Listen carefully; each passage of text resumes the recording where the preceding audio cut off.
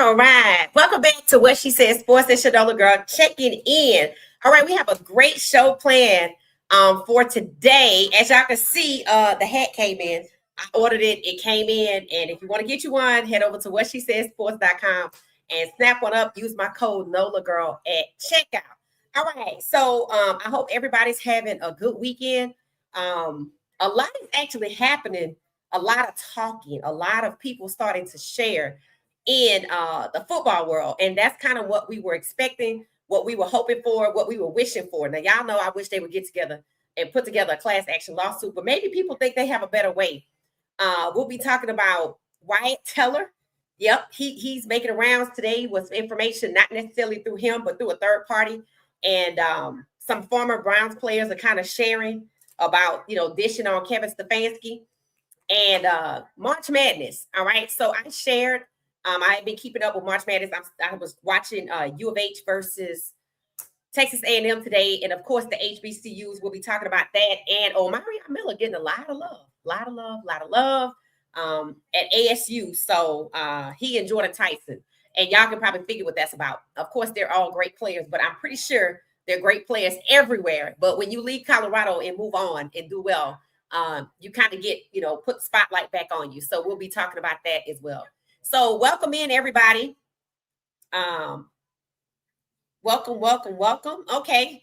So let me get into my first activity. All right. So this is for everybody. Doesn't matter what sport you like.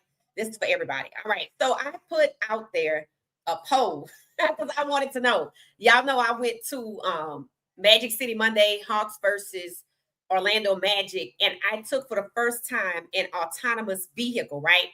I had never taken one before, and it was an experience, right? It was an experience. It wasn't scary or anything. It's just that it took the long way around, and I was just, going right up the street. So I took one back from the game. I liked it. I kind of can see me doing that. And of course, they give you like a little discount if you go with the autonomous vehicle. But I have a question, right? And my question is, should you leave a tip following an Uber trip or any type of trip involving an autonomous or driverless vehicle? Now, for those that answered, about 36 of y'all, 94% said no. One person I forgot said, who's the tip for? Because there's no driver. I totally agree with that. And 6% said yes. So let me know in the comments, should we leave a tip? And if we should, why? Because the fare that you pay, I think my trip was $12 there, maybe $15 back. All of that goes to the operator of the car itself, the owner of the car, whoever, whatever Lyft rideshare company that you use. They get to keep 100% of the profits by going with an autonomous vehicle, thereby cutting out the driver. So I personally think, I don't think I need to give you a tip if you keep all the money. Let me know your thoughts. All right. So that's just the fun to get everybody kind of thinking about the future and what it's going to be. And clearly autonomous vehicles are here to stay. There's another brand I saw, Zoosk, Zoosk. This one almost had an accident when a lady tried to run into it. Luckily, there was a person driving that one because it was a bunch of stop and go.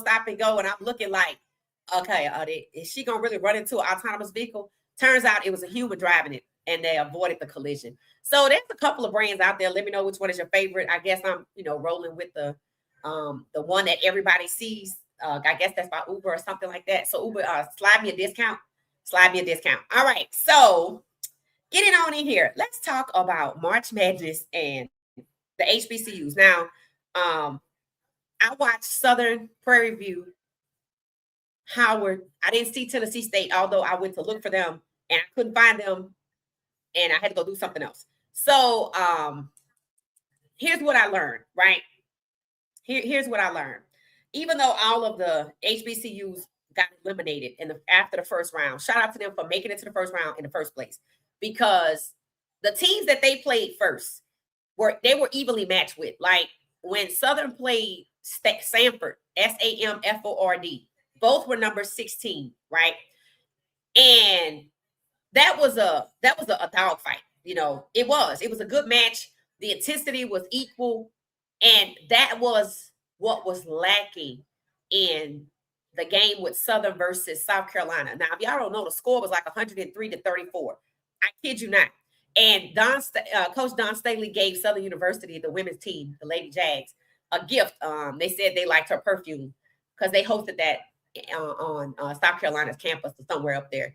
And so she gave everybody a sample of her perfume as a gift. And somebody said today, man, Coach Don Staley gave them girls a gift and then they got a whipping. I said she knew it was coming. I said she knew it was coming. Out of 164 contests for March Madness, only 2 number 16 seeded teams have beat the number 1 team. It doesn't happen. In fact, I was thinking, I said it on X, it is expected for number 16 to lose. And all of our teams were number 16. Tennessee State, Southern, Howard men's, Howard women. I don't even know if Howard women actually even made it. I don't think they made it in. Howard men's and Prairie View men, they were all 16 seeds. So they all lost to, like, if they weren't 16, they were like 15. They all lost to 1, 2, and 3 seeded teams. And one of the takeaways from Howard's game is they need some height. They do. That's what they needed. I felt like the intensity was there with Howard versus their opponent. I forgot who it was at the time. Florida. But was it Florida Gators? Or somebody, I don't know. Whoever it was, the intensity was there. But the height. Now, mind you, Howard, they have shooters. And all of the HBCUs have shooters. All of them got 3-point shooters. They can do these jumpers and stuff like that. But Howard was lacking in height.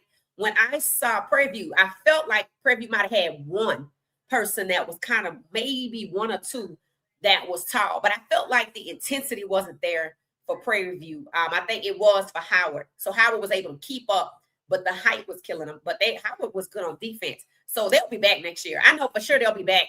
And it wouldn't surprise me if you see 3 tall people on their team. They played Michigan. Michigan had, out of the 5, 4 out of the 5 were above 6 feet, like 6'2", 6'3", 6'4". So that was their kryptonite. Now, let's talk about the women right fast. The intensity was there when they played number 16. Southern could not keep up with the intensity of South Carolina. And one of the things I noticed at some of the HBCUs is that ball movement is lacking. Like, I noticed Sanford was hella good with ball movement. I noticed Southern SC was hella good with ball movement. It seemed like our HBCUs like to drive the ball up the court, maybe pass it to one person and try to get in the lane and get to the shot. But when I tell you Southern and Sanford, 16-1, those schools have so much ball movement designed to eliminate, basically like to shut down the defense, and it works. So we need to do that. We need to do more ball movement and sharing the ball and moving it around to throw the defender off instead of using our grit to try to overcome a one-on-one matchup, because it's not going to be an over one. It's going to be a 2-on-1 matchup. So I think that they did really well. The HBCUs did well. There's a lot to grow on: height, intensity, and ball movement. If they could get that down, they're going to come back and they're going to make it past the first round. But that's what was killing them, the intensity for sure. But they had the other principles. Defense was good. Shooting was good. But it's some other things they have to work on. And I don't think it's anything wrong with them coming into the tournament. Even though it was lopsided, it just lets you know what you really, really need to focus on. And intensity. So, South Carolina, they wore them down. Well, all of that ball movement, all of that moving around, they wore them down, right? So maybe it's the strength and conditioning. Maybe that needs to improve. But I'm proud of all of the teams that went, that made it into the tournament, and we'll see some of y'all next year, right? So a lot to grow on. Congratulations to the HBCUs. I'm proud of each and every one of them. I was proud that they were in there. I think some people feel like they shouldn't be there, but I disagree. So shout out to March Madness for the HBCU universities. I definitely want to see Howard because they were close. I felt like they were close. So moving right along. Let's get on in here to college. Let's get on in here to college and check out Omarion, what he got going on, because he getting a lot of love. I just want y'all.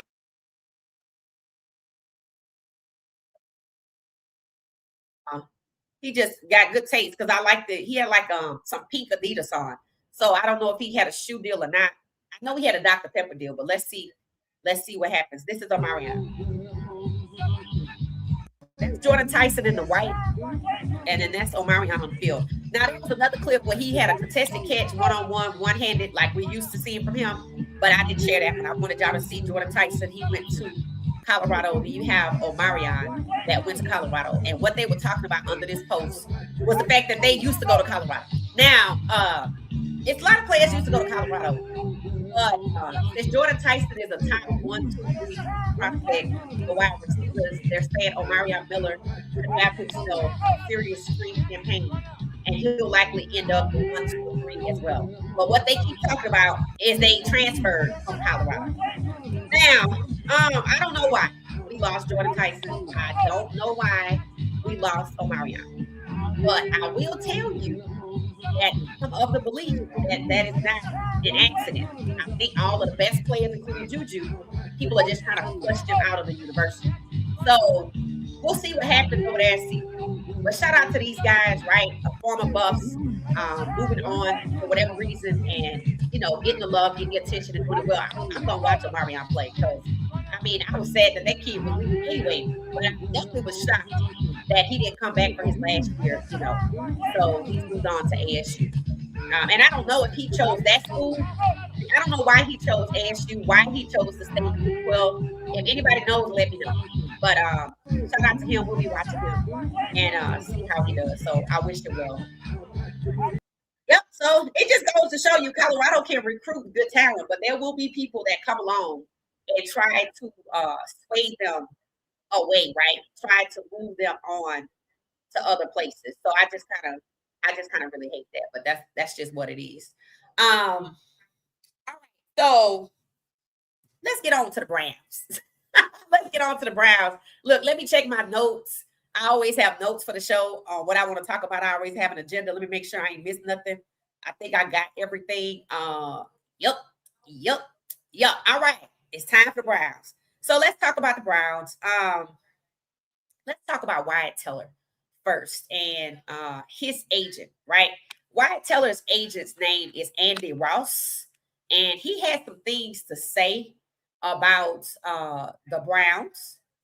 And I looked up the depth chart because, just in case y'all don't know, Wyatt Teller went over to the Texans. Now, y'all know Andrew Berry seems to have these connections. And the Texans, in addition to the Philadelphia Eagles and the Baltimore Ravens, seems to be a reliable connection where if he wants to move somebody, he can. And if he wants to pluck some people away from the Texans, that he can. Now, Wyatt Teller is listed on the depth chart as a 1.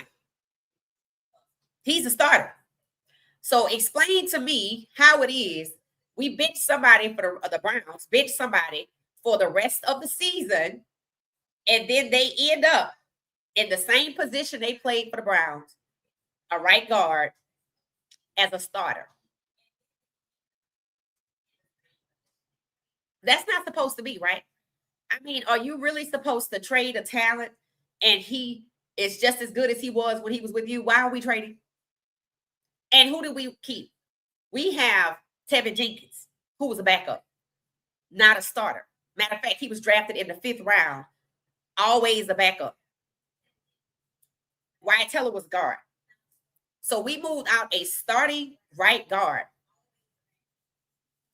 who is now starting with the Texans, and his agent, they said, took subtle jabs at the Browns, saying you're going to regret not signing Wyatt Teller. Now, I think the Texans play Wyatt Teller this year because I was excited. I mean, the Texans play the Browns this year because I was excited about Shedeur versus CJ Stroud. So that will be a matchup.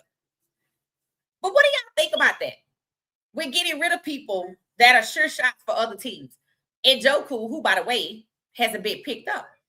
Maybe he's going to Baltimore. He's visiting teams. The Bengals said he was their answer at tight end, but not the Browns. Y'all don't find that strange? That the people that they get pushed out, that coincidentally embrace Shedeur, move to other teams, and they are starters. Yep, that's what's happening. So I could see why Wyatt Teller's, I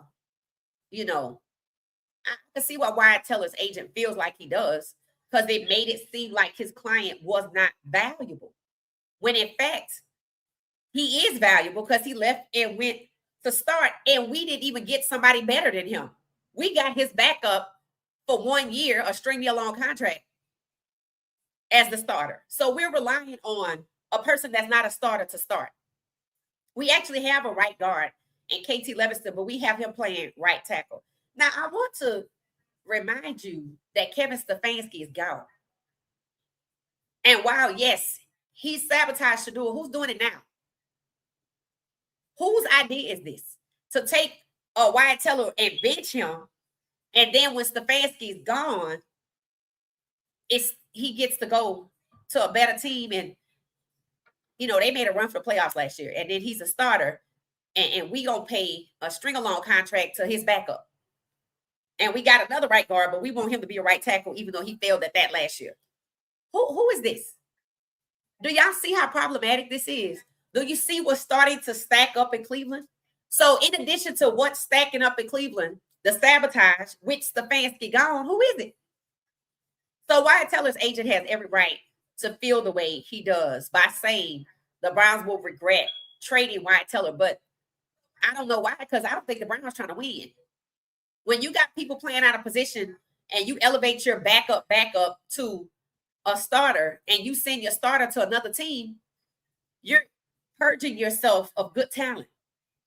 When you replace the O-line with bodies, but not elevate the talent, you're purging yourself of probably better talent that you already had. They was just compromised, and you just had to get rid of them.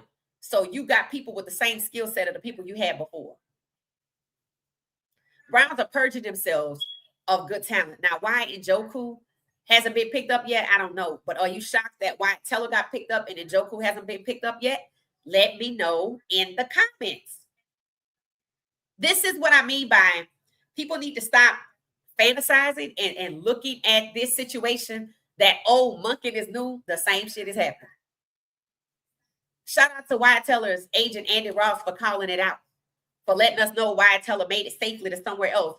I checked the depth chart. He's a starter.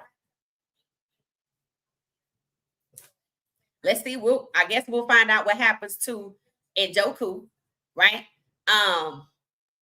It just seems to me that the Browns are purging itself of good talent. And it's just kind of sad that Shedeur and Deshaun, who both deserve better, because, the Browns gave Deshaun $230 million. So I think you believe in me.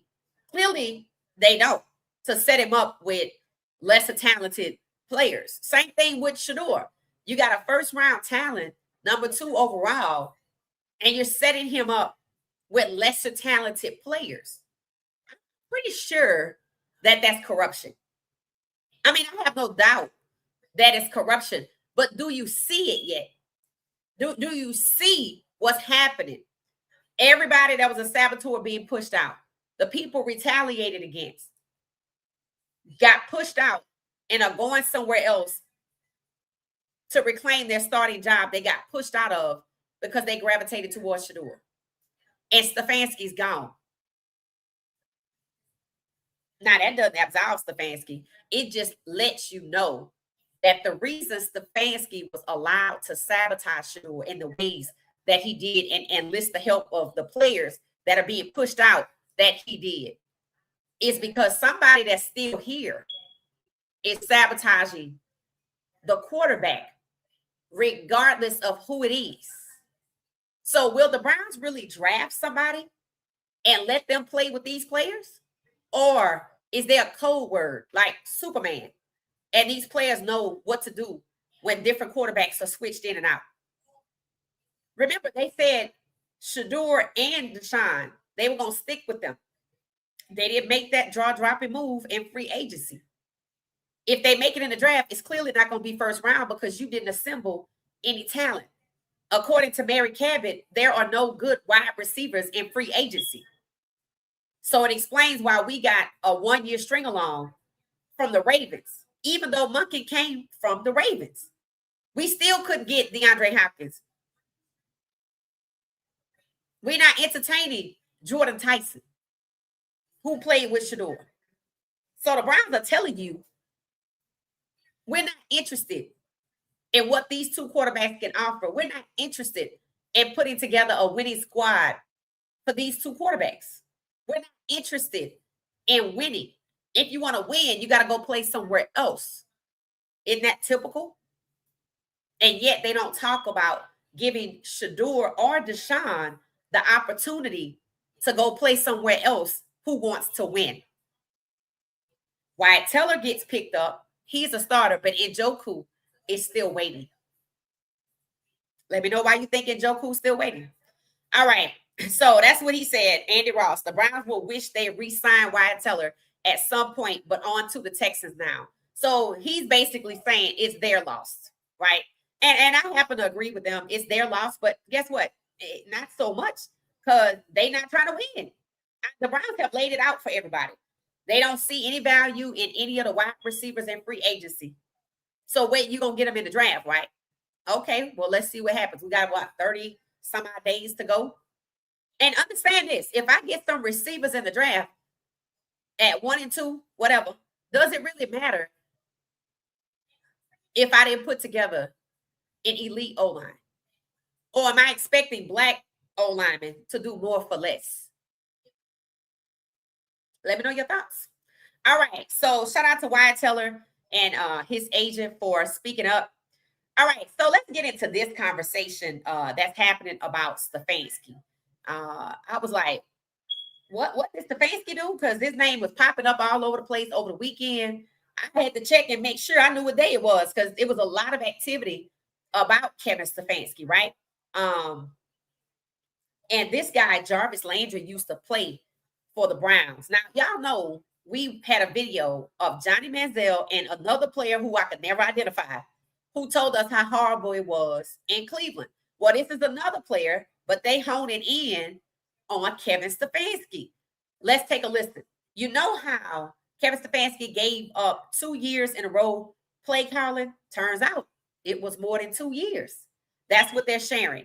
So let's take a listen to this. I find this to be very interesting, coming from former NFL players who I love to hear telling the truth, right? Why keep hiding? Why keep hiding these types of So you telling me and tell us that record he deserved 2-time coach of the year? Maybe he got it because he was coaching the Cleveland Browns. His first year he came in. Yeah. We made some noise. Yeah. Obviously the years before we hadn't had no success at all. So, it was I do think it was fitting and well deserved. I know when I was there for 100% fact, when we were struggling as an offense, I know Kevin Stefanski himself gave up play calling to AVP. The same thing that he's done, that we have guys that have told us that he's done throughout the years of not being able to get it done as a play caller and then putting it off on somebody else. Then the team gets success and then he takes over play calling again. I don't know how much history he's going to have as a head coach. But again, with this record, only thing he really got going for him is those 2-time coach of the year. All right. So basically what they're talking about is Kevin Stefanski is not a good coach. All he has going for him is the 2-time coach of the year. And we don't even know how he got that other than rigged. And what did I say about those awards? They were to lend him the credibility that Stefanski did not have. Andrew Berry told it. He said no other team was interested in him as a coach. We interviewed him once and we passed. And when we went to hire him, no one else was interested. So Kevin Stefanski's reputation and the way the Browns owner looks at him, Kevin Stefanski has done good work for us, is not on the field. And if it is, it's not involving play calling or winning games. Out of 6 seasons, he only won 2. And what kept him in the conversation were those given 2-time coach of the years. And how many did Mike Tomlin have after 18 years? How many coach of the year awards did he have?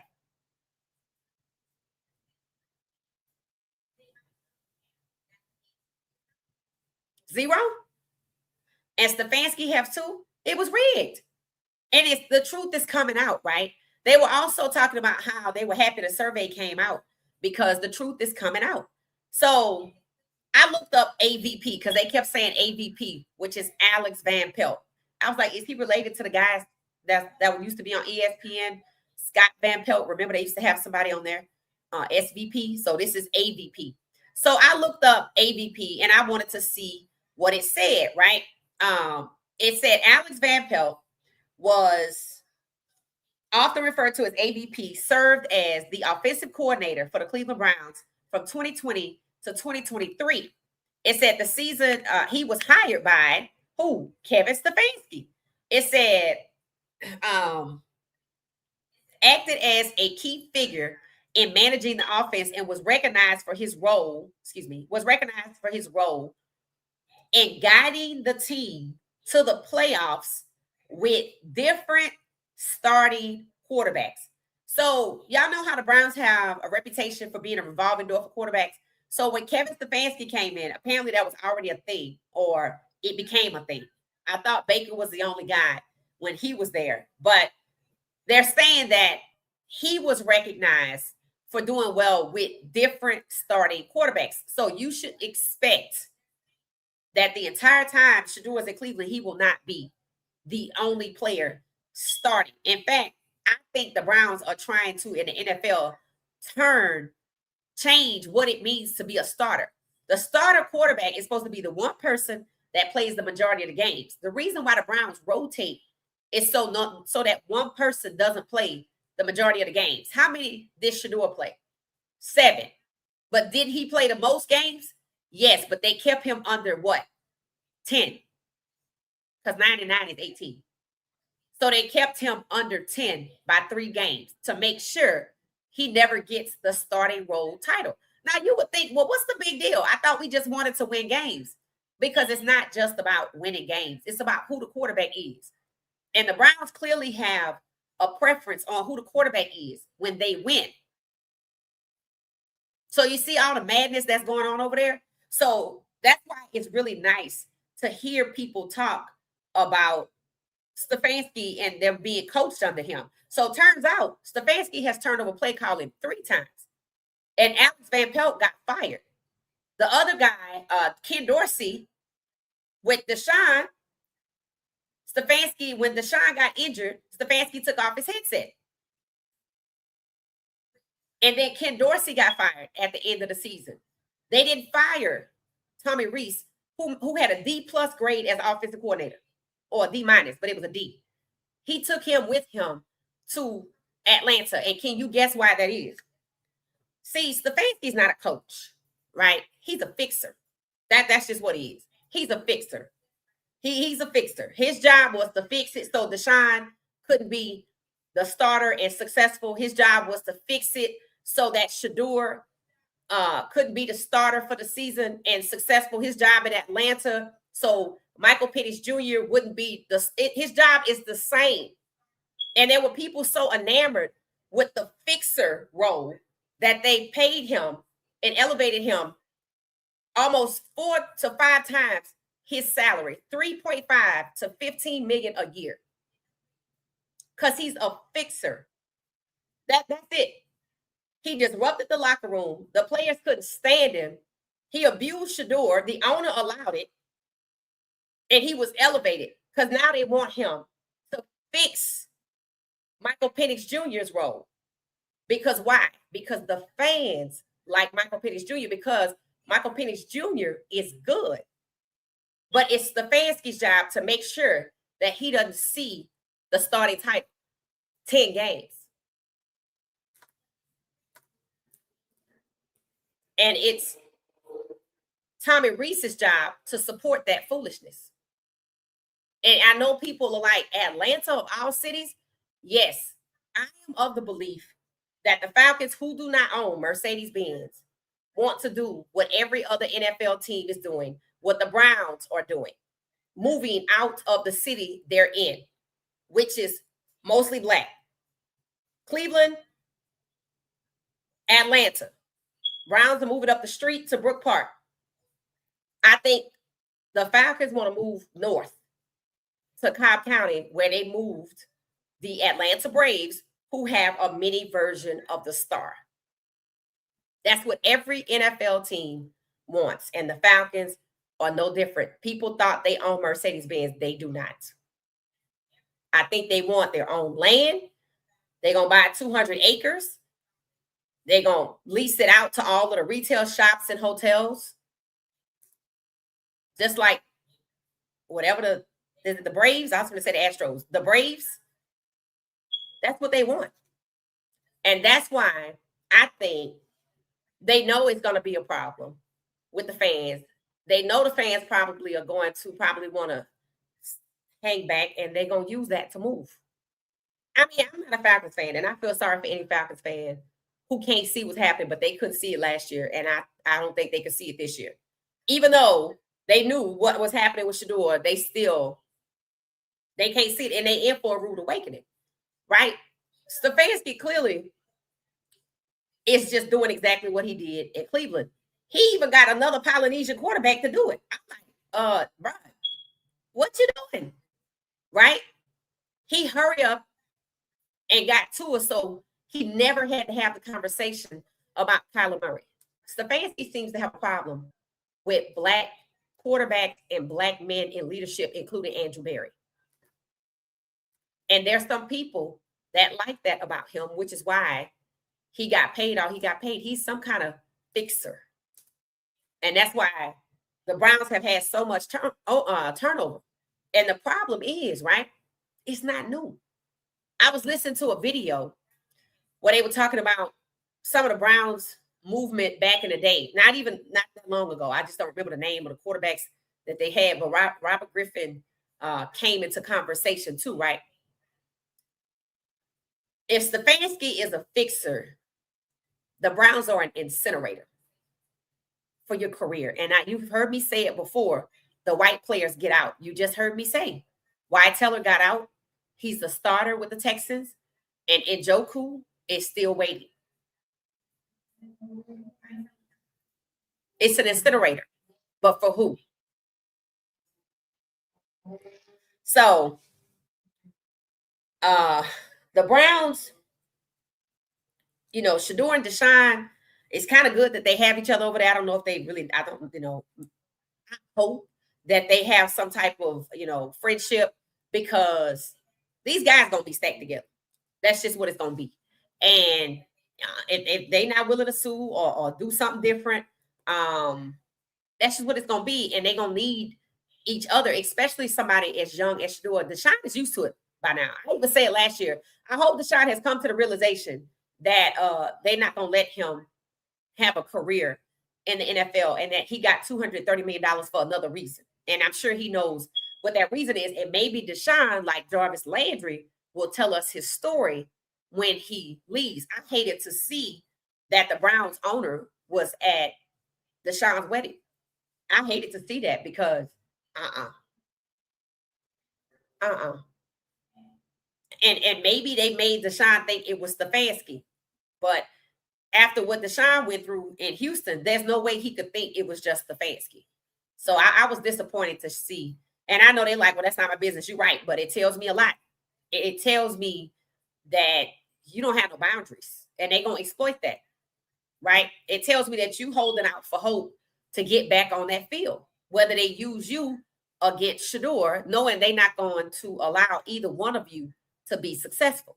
That's what it tells me, right? So Shedeur is going to be in this cycle, like I talked about the basketball player, Jalen Johnson, who got drafted in 21, who just now getting the keys to the throne when he should have had it years ago. Shedeur was in the same situation. They talk about Dante Moore talking about he experienced depression over, while he's in college. And I really hate that for him, because it ain't going to get no better dealing with toxic situations like this. I watched Shedeur on his Twitch with Shilo. I'm going to tell you he's not affected, because I think he is. I don't think he's himself. I was looking at film from when they were still at CU, and he and Travis were playing around, It's like his light, that spark, the thing that makes him him, is them. I'm not going to tell you it's out. It's them. Right? He talked about how he didn't want to something that happened. I think it went on mute because people was gonna say he was this or he was that. And I was like, bro, you can't be worried about that. You can't be worried about that. People was like, why is he wearing glasses? And you know, I said the longer he's in this environment, he gonna be different. I hate that for him. You know, if I was him, just stay off social media so you can get that back. Remember how he was when he was in Paris? I don't see that. He was better off in Paris than what I saw yesterday. He was more of a free spirit in Paris. He even talked about when he ate the cake walking down the street, he still had that spark. He talked about, I can finally do what I want to do because he had been suppressed. People judging them left and right. That's what they do when they don't want you around. But it's horrible when they harass you so you don't be yourself, but I don't want to let you go. That's abuse. And he acts like somebody that's been abused. And, you know, a lot of people think, oh, I can handle this. Okay. One of the things about your emotions, people always think they can handle their emotions till they can't. So they can't. So if you don't agree, go look at his Paris footage. Go look at his footage just when they were talking at CU and go look at the Twitch stream with Shilo. So let me see what y'all are saying. Like I said, I don't know how much of his youth he's going to give up to the Browns, but in the NFL, but it's a tough situation if you still want to be there. It's a tough situation to be in. It said, remember, even the sharpest pencil and the school box still need to be sharpened. I know that's right. Welcome back to the Fly Show Facts. It says super duper shout out to the Flies. So thank you so much. I appreciate that. Welcome back, fam. I see y'all in here. Thank you so much. I'm still a little scared of the autonomous vehicles. You know what? It wasn't bad. And maybe because, Amber, I think maybe because I see them in Atlanta all the time and they're out like late at night. I just see them roaming around. They just roaming around like at 2 or 3 in the morning because they're constantly practicing their routes or something. But one of the things I will say is if you remember when Uber first started, or Uber still does this to this day, whatever location you put in to and from, they have a predetermined route and you can't change it. And that predetermined route is what they be practicing while we all sleep because I see them around here. And that route might take you out the way. In Uber, when it's a human driver, I've gone to Hawks games in an Uber and the dude gets on the freeway and I'm like, no. I'm like, no, hell no, right? Because this gonna be a disaster, right? But then I'll get an Uber driver with the human and they know to take the street view, right?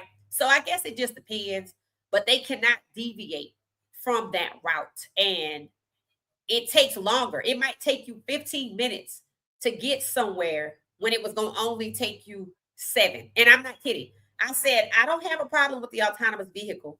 I just wouldn't do it if I'm in a hurry.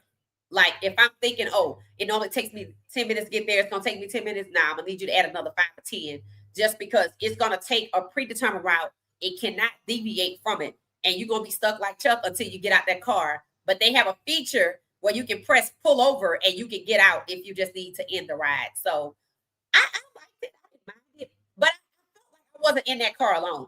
And one of the reasons is I come to find out they audio and video. So I felt like this is kind of like a spirit is in here or something, whatever. And I closed the door talking about thank you, and then there was nobody in there. So I get it. At first, I was a little weary, but it kept saying there were no other cars available. I'm like, really? It was like, you want to take the autonomous vehicle? I said, oh, here we go. They're going to push it on me. So I tried it. It was okay. It was okay. I thought it was cool, right? But it's that predetermined route that can get you crossed up here in Atlanta.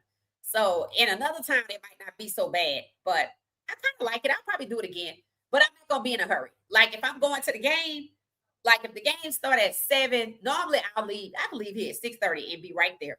I believe maybe at about 6:05. Uh-oh. Y'all hear that? It's fireworks. Is it the 4th of July or is that gunshots? Because it's loud, whatever it is. Do y'all hear that? I'm assuming that's fireworks. I don't know why it will be fireworks. Did y'all hear all that?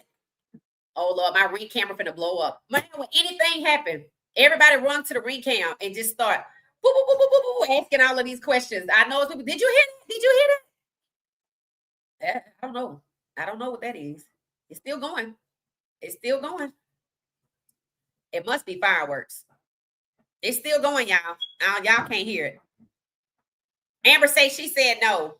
Joyce said no tip. I was gonna film outside tonight. I guess I'm glad I didn't. I was gonna go outside because remember we used to film outside and it's nice. Never mind.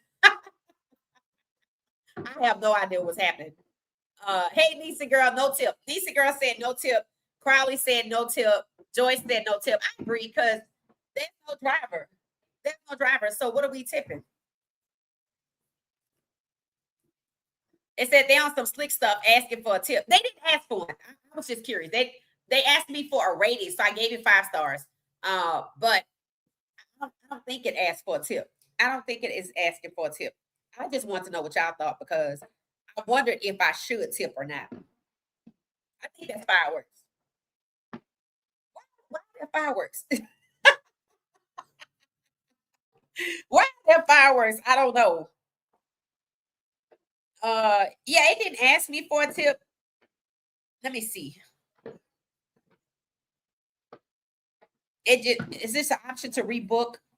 It was $12. Oh, they both were $12. One there and one back or something like that. It didn't ask for a tip. So I guess you don't tip those. So they get to keep 100% of the fare. And I'm sure that goes to maintaining and buying the cars. I mean, I like the cars that they use. It's like a Jaguar SUV. It's comfy. It's luxurious or whatever. And I mean, I guess they get to keep the whole $12. So I don't know. But yeah, it didn't ask for a tip. I just want to know what y'all thought. So yeah, no tip. Y'all are right. It said, I got a tip for the driver. Stop at every stop sign. Oh my God. Y'all something else. It said, what I learned is that they match all HBCUs with the best team to get them out of the way early. Huh? No. Really? No. I thought it was just 16-1, 16-2. From what I saw, it's just 16-1. And that's why only 2 16-seeded teams have won out of 164 matches. Yeah, I didn't think it was that. I think it's just a numbers game. Shout out to Coach Don Staley. Facts. It said Howard lost to Michigan. The Bison need height. Yes, they need height. If y'all didn't watch that game, y'all should go watch it. You could see that Howard has shooters, right? You could see that they were good on defense, but the height was killing them. And Howard's defense was in the first quarter, first half, were pretty tough, I would say, on Michigan, unless they were just hanging back. You know how they go. But if y'all didn't watch it, go watch it. It was good basketball. Most HBCUs lose because they don't have a bench like the big school. What you see on the floor for HBCU starter, that's it. I mean, I don't know.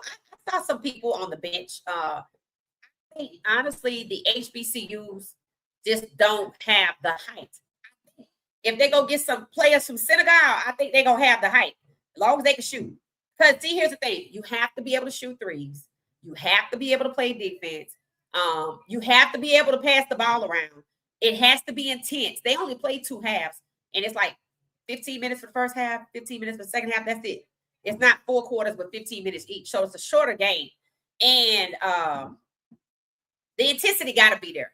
And the training, the conditioning I don't know what it's like for Southern versus South Carolina. I saw South Carolina facilities one time. They got this nice kitchen with these very cozy, they got like a lounge, chairs, snacks, theater.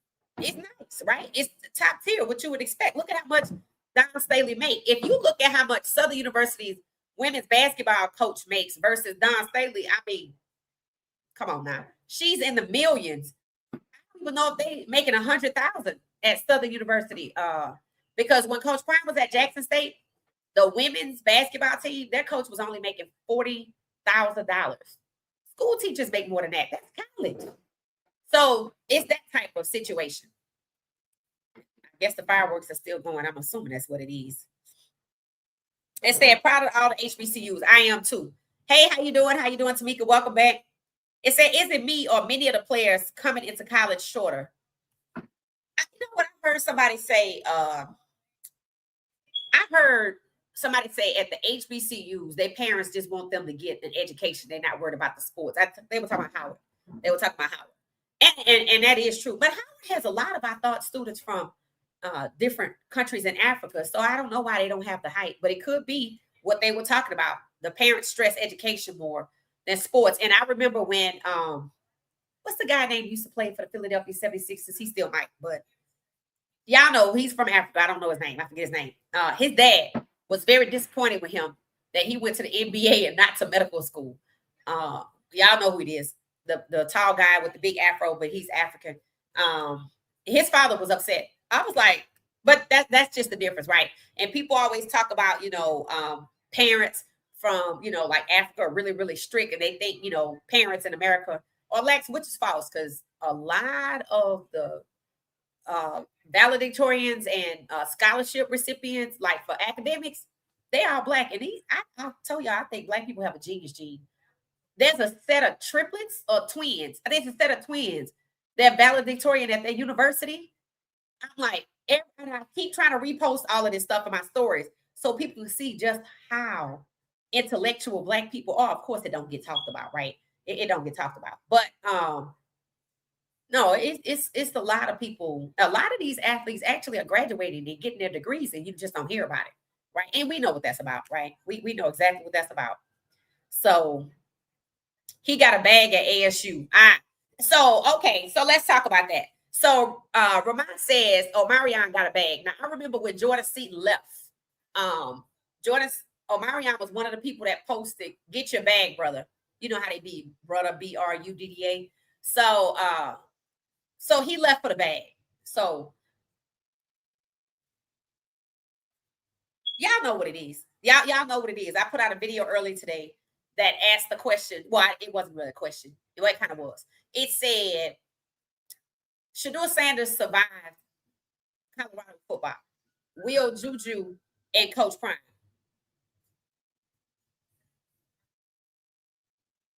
Not Coach Prime. Juju might have a better chance, but I think the goal is what's happening.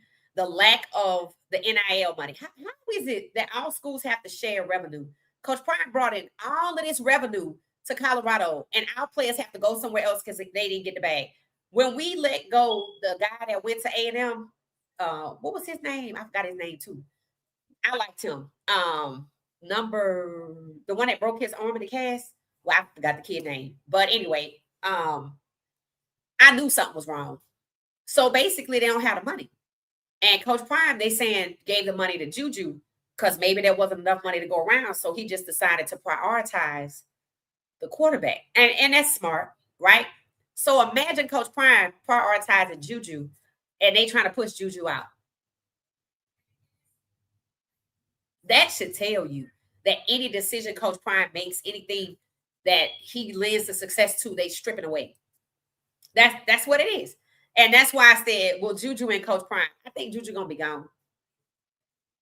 I mean, they clearly are switching to an offense that doesn't fit him. So I just don't know how long Coach Prime going to be there because that's going to be interesting.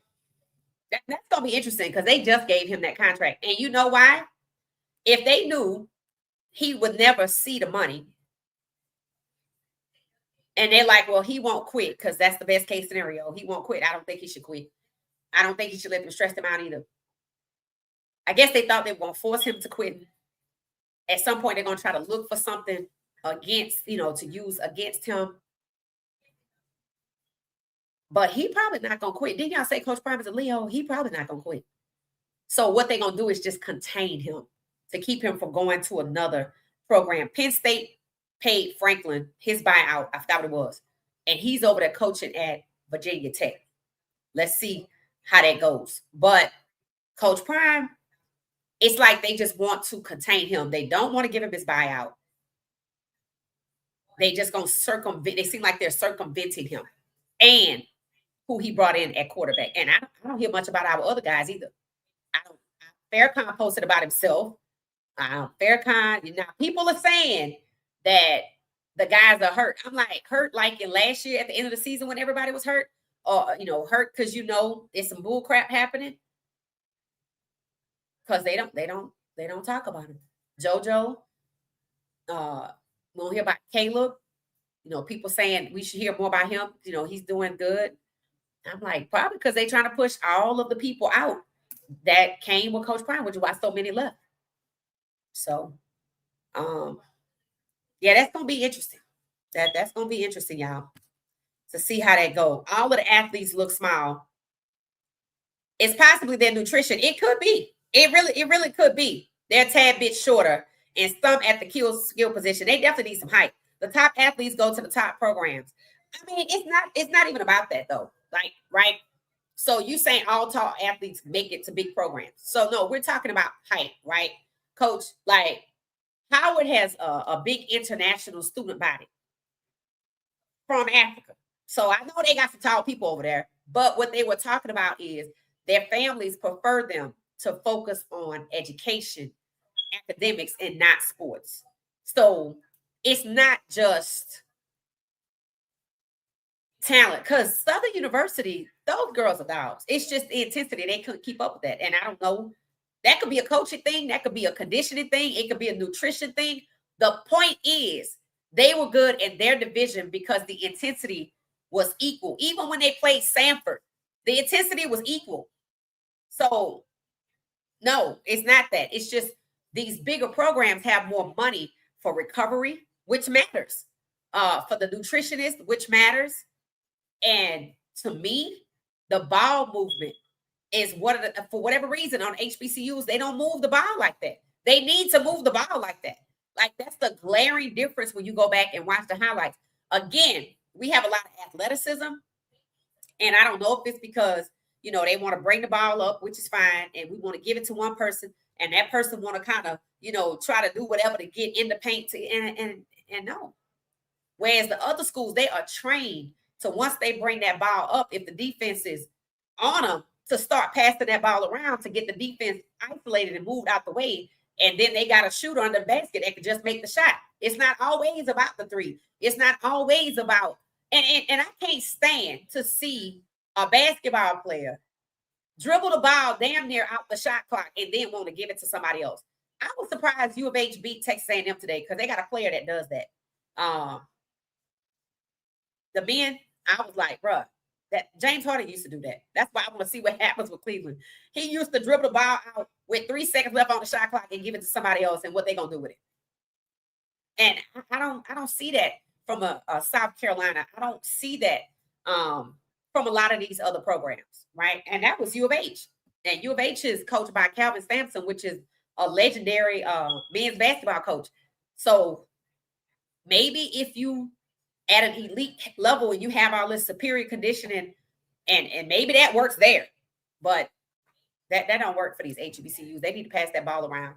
And even when they good on defense, right? The height is a problem. So that's just what it is.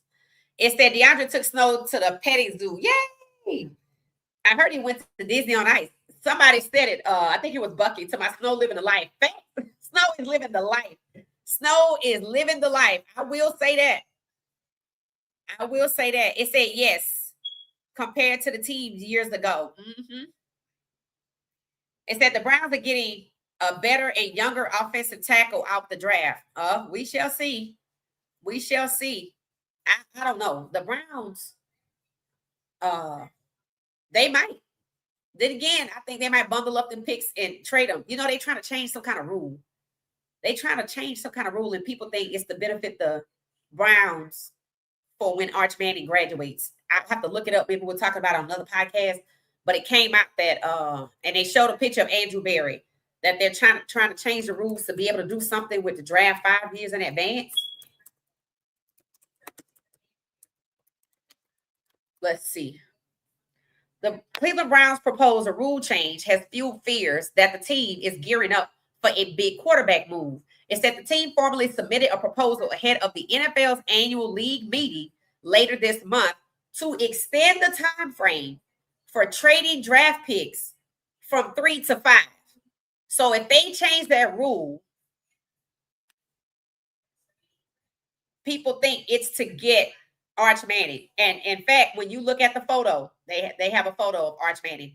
So this lets you know, right, that the Browns, I told y'all, they might take all 9 of them picks. They might take all 9 of them picks. And I'm not saying they will, but I will put it past them. If they try to change the rules so they can get Arch Manning next year, and that's why they're using Arch Manning photo and Andrew Berry's photo under the context for that conversation. This is why teams fear that that's what they're getting ready to do. No need to fear. That's what they're getting ready to do. Remember, they said Andrew Berry's supposed to make a jaw-dropping move. We did not see it in free agency. We're hearing about the rule change, which could help them to get Arch Manning. I told y'all, as soon as the 26th draft over, that's all they're going to start talking about. Because they did it last year.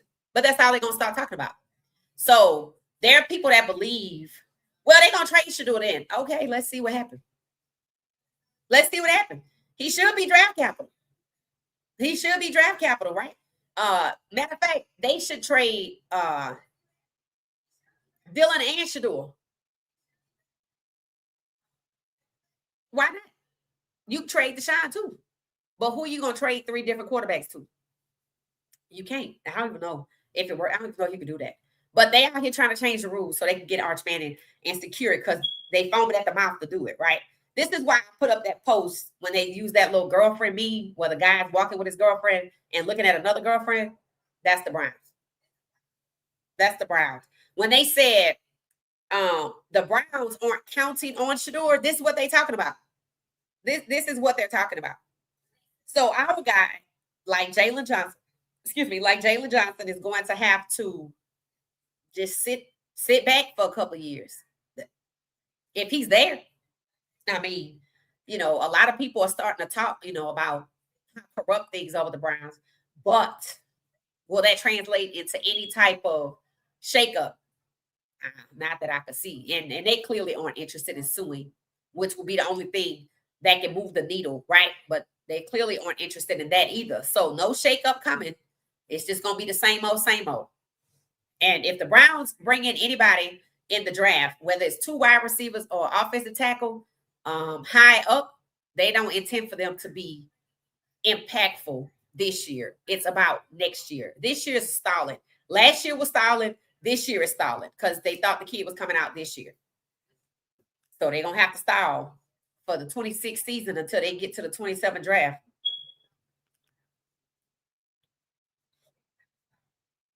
AB shops on the cheap. Facts.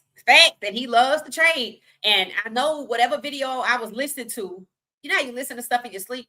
They were talking about the Browns and how they had this quarterback or this guy that they got out the first round. By next year, he was gone.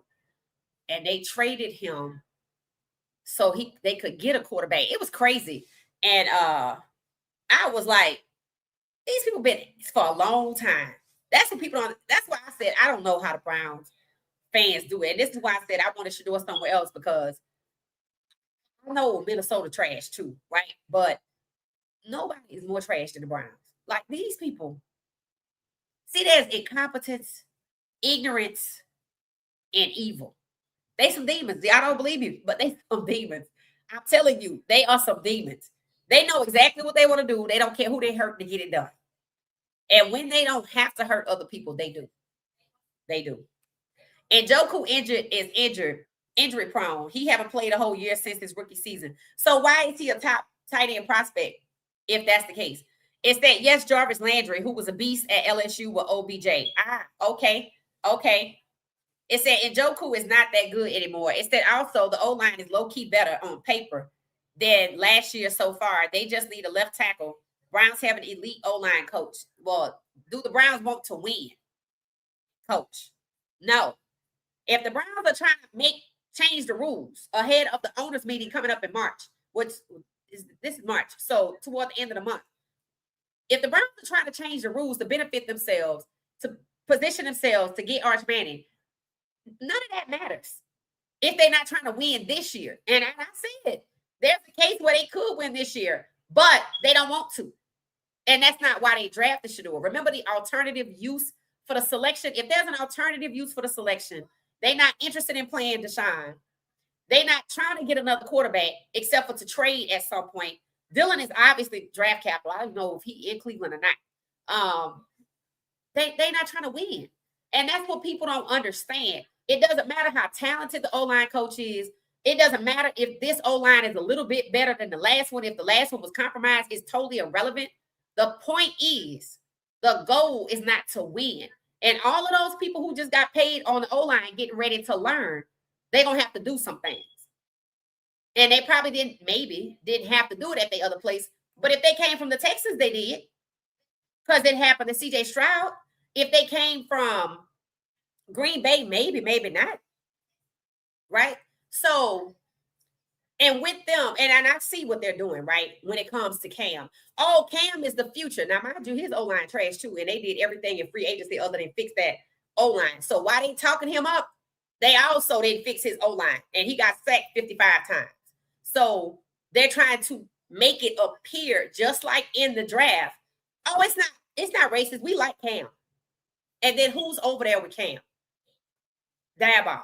Who did what? All right. Defamed Shedeur. Slandered Shedeur. Try to ruin his reputation so he could get devalued, and that's what happened. So he over there with Cam, where they talking up Cam, just like they talked up Cam at the last minute, so they could not appear racist because they knew what they was going to do to Shedeur, which means they know what they're going to do to Shedeur this year. It's not Cam. It's not us, because look at Cam. That's all it is. I'm so glad I have other sports to watch. I'm so happy the WNBA decided to pay their players. I'm so happy that the Hawks are on a 11-game win streak, even though they lost last night. I don't care. They still going to be better, right? They probably going to be in the playoffs. I'm so happy I have something else to watch other than the NFL because it's ass. I'm one of those people who could just sit up and talk about something ad nauseum when I know it's corrupt. I can't pretend like that. It's not that it will just show on my face. I can't sit up here and go, oh, the Browns did this. I don't give a damn what the Browns do as long as they abusing Shedeur. Who cares? As long as they're abusing black quarterbacks, who cares? That's how I'm wired. Who gives a shit? As long as they discriminate against black quarterbacks, I don't care. Now, black players. And shout out to all the other people starting flag football leagues. The players could have did it, but they didn't. They waited till Fanatics started one. Odell Beckham Jr. and Tom Brady is over there. And people talking about, oh, they need to come back to the league. No. That's why I'm happy that Jarvis Landry speaking up. I'm happy that Wyatt Teller's agent is saying what he's saying. I hope Njoku maybe find another place, right? And here's the thing. I don't know if Njoku was injury prone or just like Wyatt Teller, he was moved out the way. Who the hell knows? Because I wasn't watching him before last year, right? Because he showed went out there and caught that ball and they took him out. And if he participated in that in any way, shape, or form, knowing he wasn't injured, it's about to work against him because he has not found anywhere to go. They keep saying we expect him. We're going to see where he lands. And if they put him over there in Baltimore, where Isaiah likely just left because they wouldn't pay him, what does that say?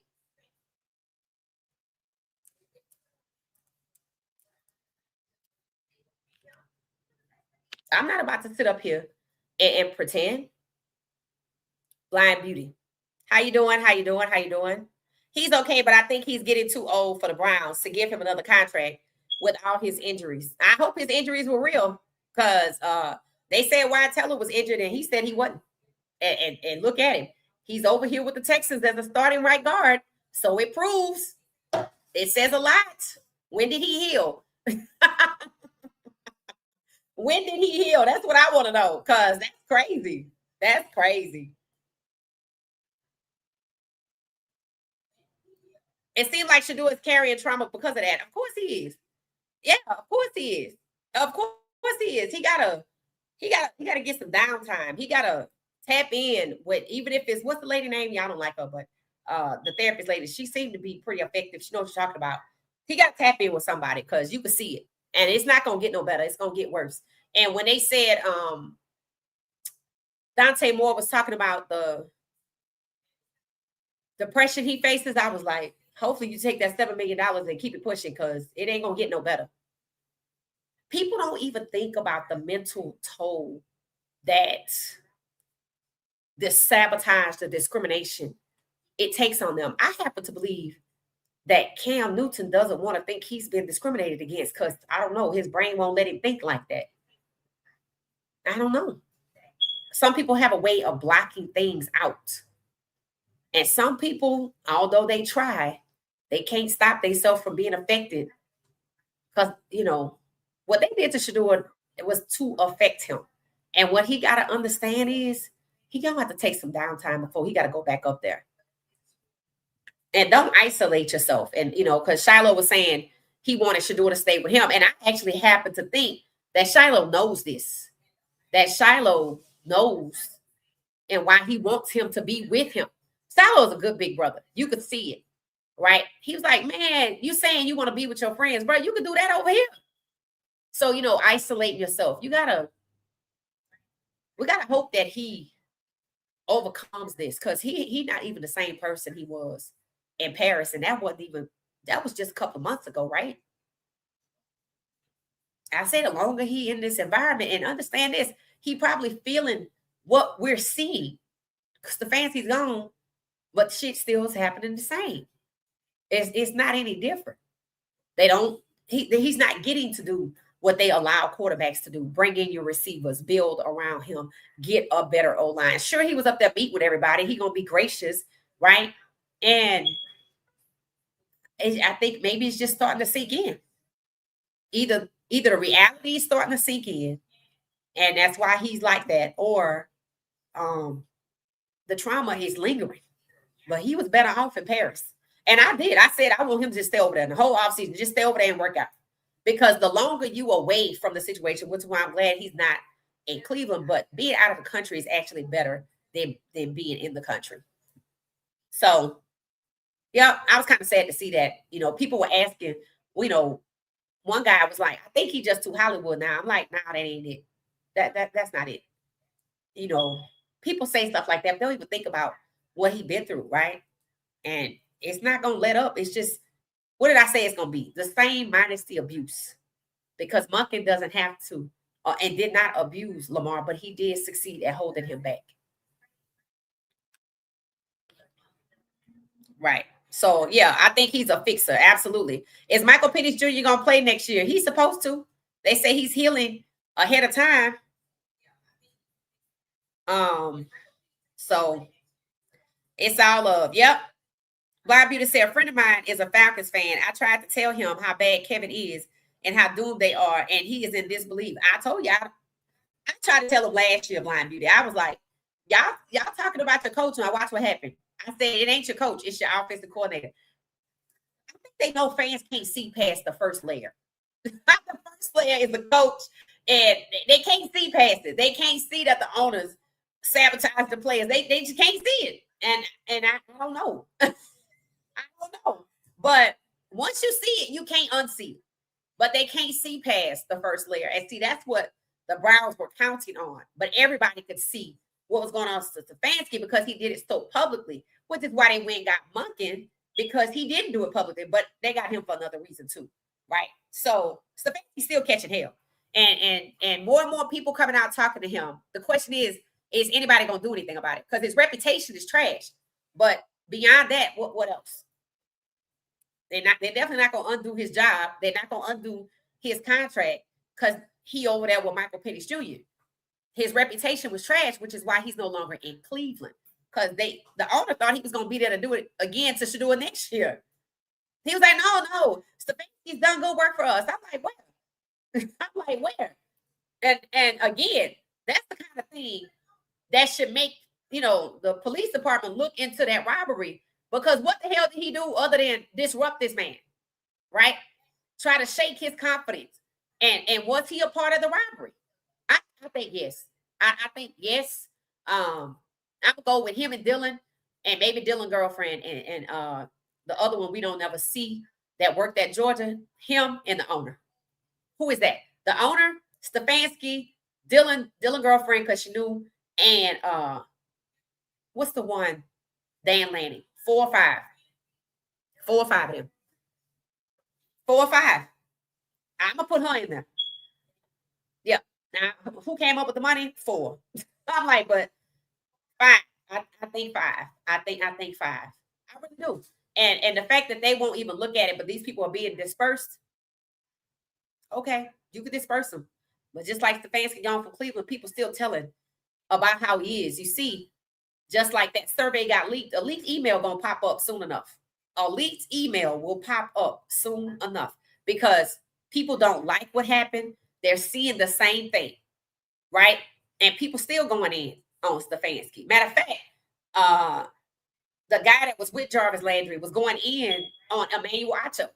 He was going in on Acho because Acho was going in on Shedeur. So a lot of people are standing up for Shedeur. So we got more than 20 million this time. We got more than 20 million. And the owner thinks he knows what he gonna do, and he gonna hide behind Andrew Berry's melanin. But once again, the owner is discounting the fans and the pressure.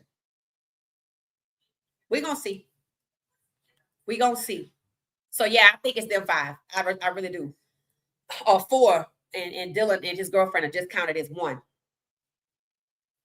And that needs to be looked into. Shedeur is very much affected. I think so too. You can't make people like you. No, you can't make people like you. And I don't think it's about him making them like him. I think it's about hanging on to get what you came for.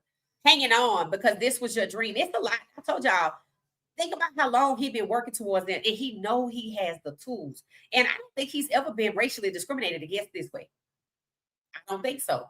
And it's not because he's a Sanders or Coach Prime did anything. It's because he's greatness. And that's a hard concept for people who didn't grow up dealing with this sort of thing or seeing their parents go through it. That's hard, right? Their greatness has always got them through, not this time. And you have to ask yourself as a fan, if you say you like Shilo, how is it the Browns could talk about Henry Ruggs and bring him in, but the NFL don't talk about Shilo? Because what do they say? Football is the family business. The NFL and college football are trying to make sure that that's not the case anymore. Are they the first legendary family to be shunned this way? Jerry Rice, his son. We named everybody from the last year. How all of them got cut after free agency. Only Ryan Clark's son, and he was put on the practice squad.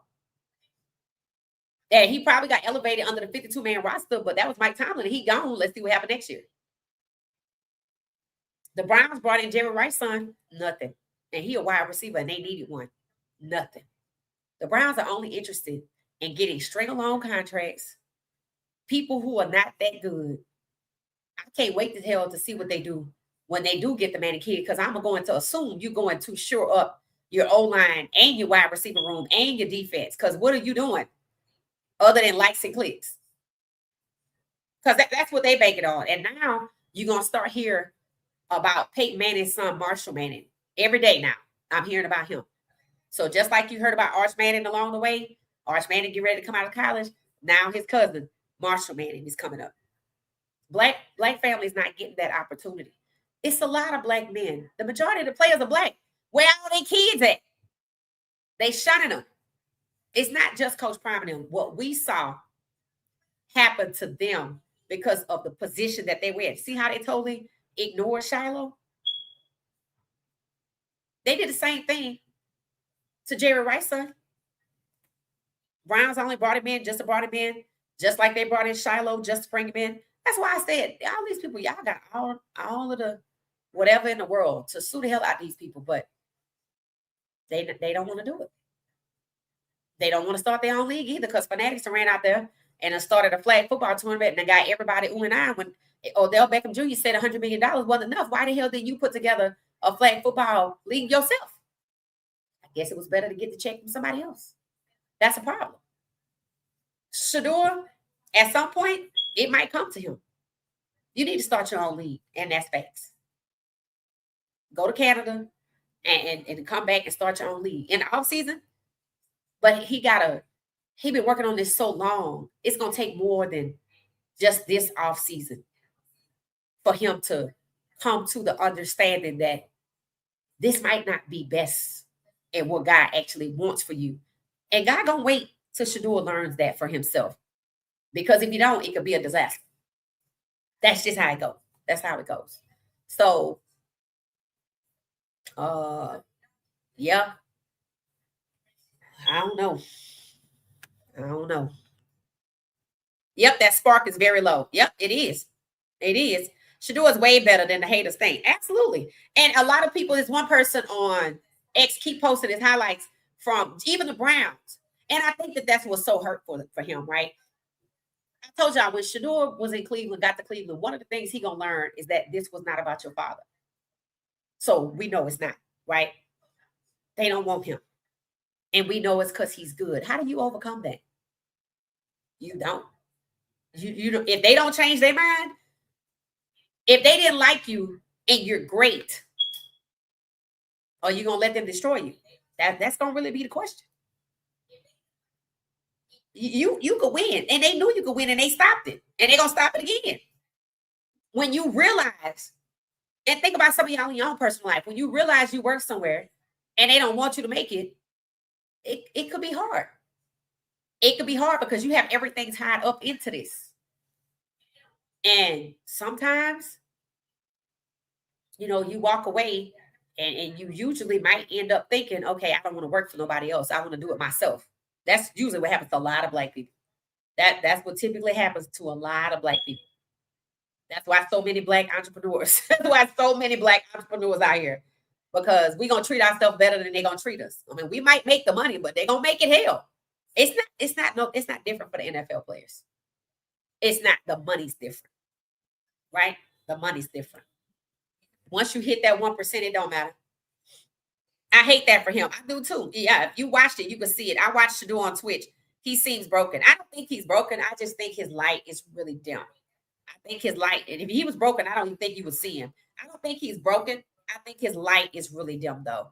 It says Shedeur is not himself. He's still affected by last season. Right. And that was the goal. That was the goal. Here's the question. Do y'all think they want him to quit? I think they want him contained to be a backup. I think the NFL and the Browns gonna contain Shedeur, and NCAA football is gonna contain Coach Prime and the Colorado Buffs. That's the way I see it. That's just my opinion. I'm not saying you gotta agree with me, but based on everything that's happening, that's the way I see it. Their positions in college football and in the NFL are about containment. What video was Shedeur on yesterday? He was on a Twitch stream with Shilo. He was neither one of those, Coach. He think about Coach Tamar. He didn't look right. He did look right because he's been affected. It said he was acting different and he was trying to carry him. What's that? You talking about Shilo? Yeah. Not sure, Coach, but I'm not judging. Yeah, no, it was none of that. It was none of that. Don't even put that out there like that. It's what we said it was. It's what we said it was. You can't watch what Shedeur went through and think it's something extraneous. Hell no, it's internalized, right? You don't get over that like that. Why do you think they did it? That's why they did it. That was the whole purpose of why they did it, to try to break him. We talked about that. Hell, there are analysts who talked about they're trying to break him. And all that happened is Stefanski got fired. Then the police closed the case while the people were still open. And I'm pretty sure he thought they would find something, but they didn't. So he keep getting let down by this world. And he going to have to, at some point, right? He probably asking God, why would you bring me here and let this happen? I don't know. God going to have to let him know for sure. Maybe he needed to know for himself so he can know what to do next. But one thing I will say is Shilo and them going to Jackson State was a saving grace. That Colorado was not their only experience. Thank you, Lord Jesus. Thank you, Lord Jesus. Because look at how they are loved. See that kind of love that Shilo got, and Shedeur need to be over there too. That kind of love that, matter of fact, I asked the question in the chat, were they going back to Jackson State together? I didn't get an answer. Somebody else asked it. So I don't know if they didn't see it or if they didn't answer it, but that's what needs to happen. See, remember, Shilo is older than Shedeur. See, Shedeur is still under 25, frontal developed lobe, right? That's danger zone. after what he been through. And the NFL ought to be ashamed of himself for doing that to these very young people because they understand the psychology of abusing these young players. They know what happens. You know, one of the things I talked about, Jalen Johnson and Shedeur, right? Jalen being drafted in 21 first round and made to sit while the team just go to hell. Well, that affected everybody, right? Everybody had to go to hell because they just wanted to keep Trey over there, right? But they didn't abuse him. I'm sure it was grueling, it was difficult, but they didn't abuse him. Shedeur got abused. And yeah, everybody else had to suffer and was made to watch it. Do you know how evil that is? When I say they are some demons, that's what they are. When I say I have no idea why Omarion wants to come to this league, oh, I'm dead ass serious. And changing schools might not work for you. You might get in there. You might get in there, but we're going to see what happens. Jordan Tyson is actually the better wide receiver. Did the Browns seem interested in him? Are they going to want you to go against Shedeur? Are they going to want Devin Bush when they play Chicago to try to hurt Shedeur? You say you gotta ask yourself, what do these people want from you? Because when you black and you get the money, they have expectations, and it's not about football.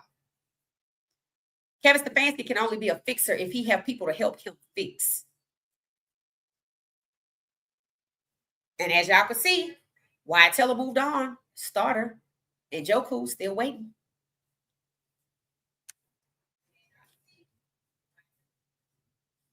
Yeah, the Twitch just abruptly seemed to end. Yeah, Shilo asked him what was he doing. Yeah, he needs to stay off social media. I'm traumatized by Shedeur. I know that's right. Do you see what Miss Pamela saying? That she was traumatized. I'm the same way. I don't want to hear shit about Stefanski in Atlanta. Like, typically I would look up what they got going on and maybe go over there and get some content for y'all. I almost said the F word. No. I gotta protect my peace. I was traumatized by what they did to him in the draft, but even more traumatized on how they dehumanized him in Cleveland. And I'm sickened to my stomach that the owner is allowed to still own this team. Yeah. He got to go. Him and Stefanski, but it's so many people. The league is white. They like those types. The decent people are the minority. That's what people don't understand. The decent, good people are the minority. And I don't know how long good people can last around such corruption without themselves being corrupt. And there's zero consequences. Shedeur gonna have to go into this season like last season. Don't want nothing. Don't expect nothing. Go out there and the Lord got you there. So do your best. And whatever the Lord decides, if you sit in the back, that's probably better off for you because these people are ass. And all they want to do is get you hurt and humiliate you and mock you. They don't value you. They don't value quarterbacks that look like to you. It's not a coincidence that you're on a team with a guy that they tried to set up but had to pay $230 million. And you look at him and he got his money, but look at what they did to his reputation for him to get it. You're looking at him like it's a mirror. You didn't get your money, but you still got your reputation. Now, don't let them take your soul. I'm glad he's not up there. Shilo is very much his brother's keeper's facts.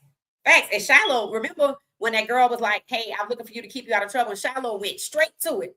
He was like, he don't get in trouble. I was like, damn, Shilo, a good big brother. And I said, they've been talking about this. Yeah. See, you got to see, Coach Prime said it. And you know what I want? I want to tell people what to do. Stop hiding what the hell happened. If you're not going to sue them, then get somebody to put it out there. You see how people starting to talk? It started with what? The survey. Once the survey leaked, people felt more comfortable to start talking. We already had Manziel and the other guy. Now we got Jarvis Landry and this person. We got Eric Dickerson and that person, right? Tell us what happened. Why keep that a secret? You know what people are thinking? Well, if I say something about what's happening at CU, if I say something about what's happening at Cleveland, then the gig could be up. I mean, it's up anyway. You just still physically there. You're still physically on the team. And maybe for these players to not be associated with the league and or, college football, maybe it's more painful if it ends altogether than to just be hanging on the string. Because they hanging on the string. They hanging on the string. So they hanging on the string. Just because they let you in the building don't mean they respect you. 20 million followers and counting. Yeah, I think we got some more this year. He was talking about closing the back door. I don't know, but he sounded hurt. Yeah. Yeah, I didn't even know what he was talking about when he said that. It said I wanted the same thing yesterday and fireworks were going off. It said, yep, he kept saying you have to watch the back door. Right. Watch people coming in the back.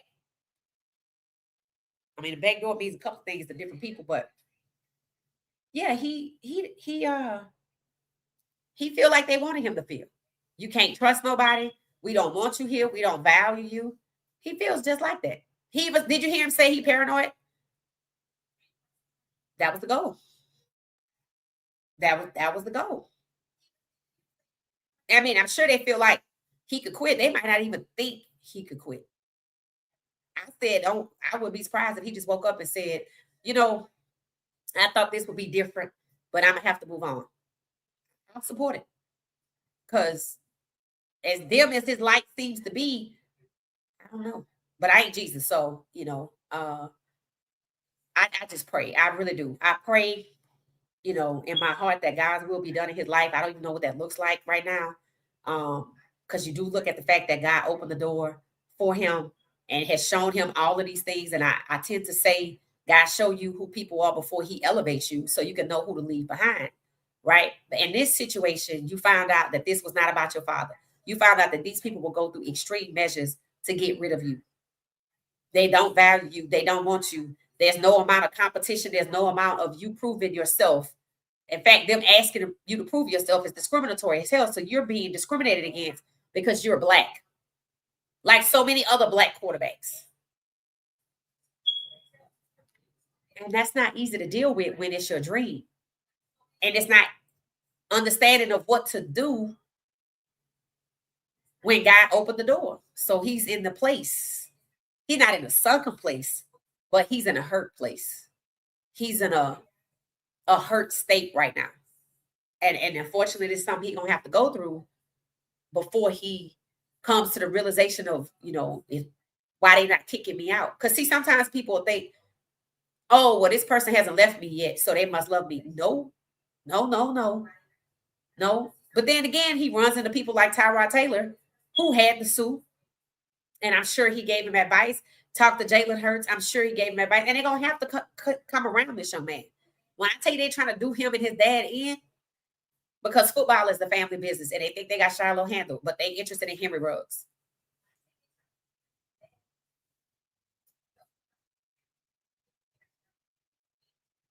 So I noticed it. I'm glad y'all saw it too.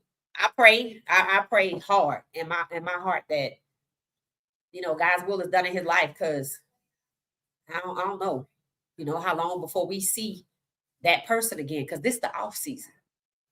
And I knew something was up because we hadn't really seen him, right? So yeah, he was off. What did he mean by the back door? He just can't trust people.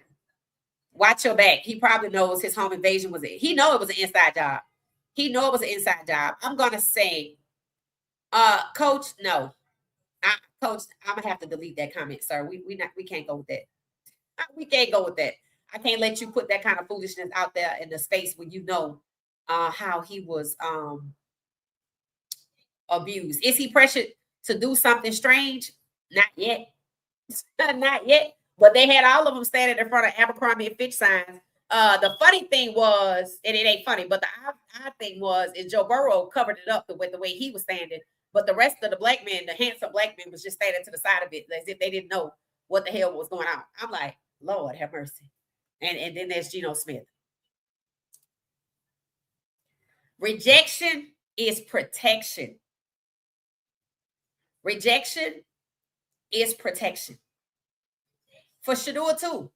Rejection is protection. You don't want them smiling in your face, because either you did something for them and they don't respect you, so you did something to sell your soul for them to be smiling in your face, or they finna set you up. You don't want them smiling in your face. That's what people don't understand. You don't even want that. You know what you want to be? You want to be Jalen Hurts. Go to work, keep your business to yourself, do your damn job. If they don't let you win the Super Bowl, okay, well, my contract up, I'm not signing the next one. That's it. That's it. Because if you think it's a family, shame on you. If you think that they respect you, shame on you. If you think they gave you $200 million because they value you, shame on you. Shame on you. Shame on you. If you think that they haven't cut you yet, that they have hope and see your potential, they can see it all day. They ain't going to acknowledge it and let you be great. Shame on you. That means you don't know who you work for yet. And he's going to be over there till he learns. Because he has to come to the realization that this place is not either what you were taught or what you thought it was. And they said most of these players don't learn that until they get there. But now, because of social media, we seeing it, which is why so many went back to school. Let's see when it start trickling to the other positions. It's there or the collusion, who knows? But he's definitely been betrayed quite a few times. Yep, I agree. He said he was paranoid. He said he was paranoid. It said it wasn't off at all. He knows what he's talking about. Yeah, he knows what he's talking about. I Googled autonomous vehicles, and they have more minor accidents than humans. 9.1 crashes per million miles driven and 4.1 for humans. Really? Okay, well, they got more work to do. Thank you for sharing that with the community, Nisi. It said he kept saying, watch that back door. He even said, maybe I am paranoid. Somebody he trusted messed up. Yeah. I just hate the whole situation for him. Right, because the damage is done. That's like what Colorado is doing to Coach Prime. The damage is done. The rest is just containment. That's it. The damage is done. Juju is the only one out of the two of them that's going to make it out of this situation. I'm pretty sure what Colorado got going on, the NCAA is fine with. I'm pretty sure. Because they were fine with the referee setting up Colorado, right? Okay. So the damage is done. Juju is the one that has the ability to make it out. So every snap he plays is an audition. And they better give him the opportunity to get north of 3,000 yards, or it's going to be a problem. Because Shedeur got him, so why shouldn't he? Because they changed the offense. Explain that. Clearly the offense was working. Shedeur's name is on the building.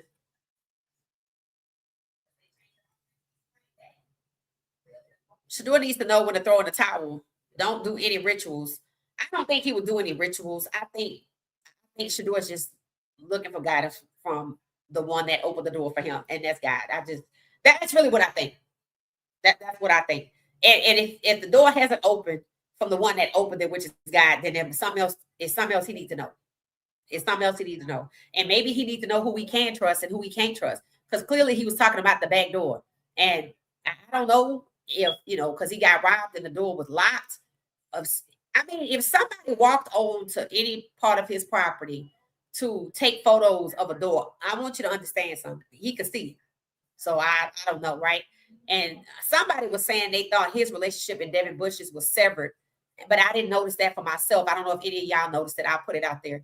But I will tell you, all they had to do is once you get the address, look up the satellite image and look at the tree line, the streets around it, park over here, that y'all can come out the back. But where they got the address from, that type of thing, how to go through this door. Why, if the door was not unlocked and you kicked it in, right? And he still lives in the same house because his dad was like, this is where they came in at. And he said, yeah, all my stuff, was on the floor. There are going to be some people that think, it was jealousy. Okay. I'm like, okay, it don't make it no better, right? Which is why they stole his bags, because he was always going up to the facility with his bags. Every time we saw Shedeur, he had his bags when they went on the trip. They took his beanie cap, right? Stuff like that. And again, it wasn't just ordinary burglars. Why? Because they had the signal jammer. But there are people who believe that those guys are not the same guys in the photo. And one of the guys did have the posture and stance and the build of a white guy. It kind of was obvious a little bit. They built different from us. They walked differently from us. And that's why people said, something not right here, right? So think he knows more than we do, obviously, about the situation. Somebody, you always got to watch those back doors. And, clearly he feels betrayed. And I'm thinking Shilo didn't even know he really felt this way, because I don't think he would have did the live stream if he knew, because you could see it. I was like, okay, you don't need to do no more live streams. He needs to just stay off of social media. He needs to go to therapy. He needs to talk about this situation. And honestly, I just wish they would stop hiding everything, because it's not helping you. Just like other people starting to come out and talk, just tell it what happened. Like Coach Prime said, it was so much more to happen than what happened. You're not saving your job because they already decide when they're going to fire you. They know you don't. That's your son anyway, so I don't know what they got to do in Colorado, right? So keeping it in like that, I think is actually the wrong thing to do. I think it's time to start talking.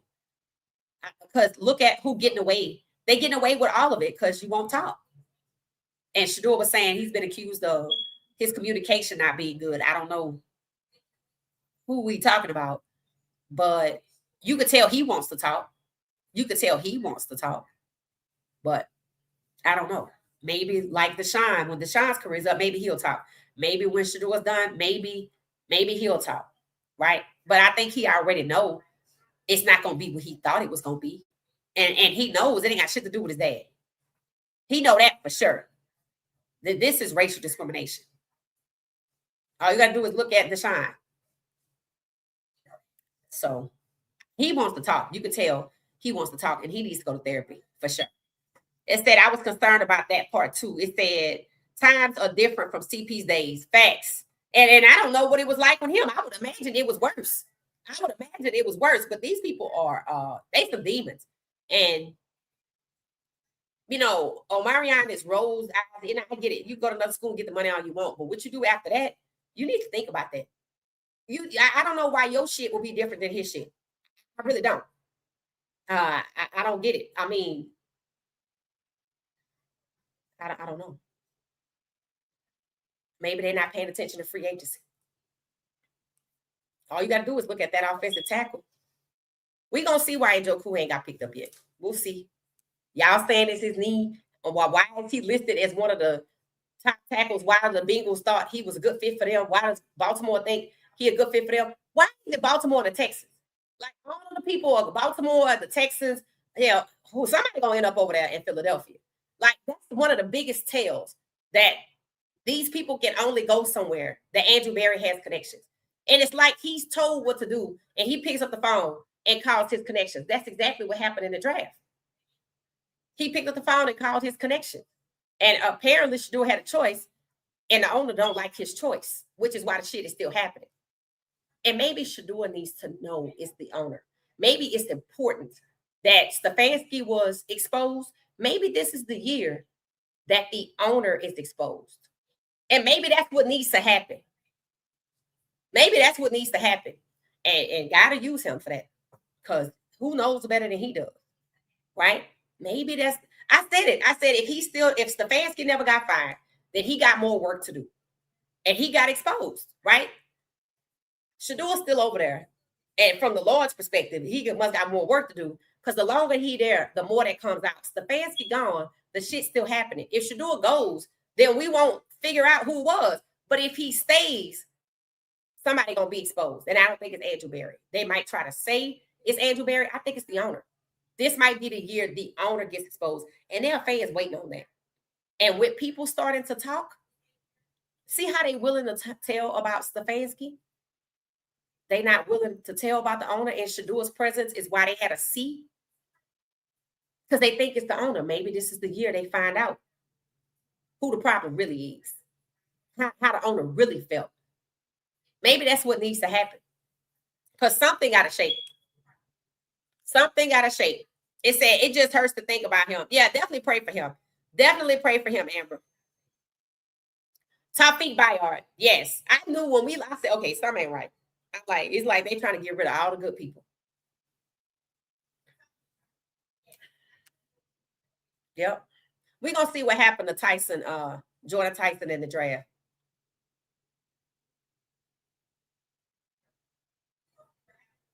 Regardless of their record, CP has made Colorado must-see TV. Yep, you facts about that. You straight fact, and I wouldn't do shit else. I'm like, you know what? since I made all this money, and that's got to be a dagger. That man brought in all this freaking money, and they want to run off his high school recruits, run off his good players, and then say they don't have no money.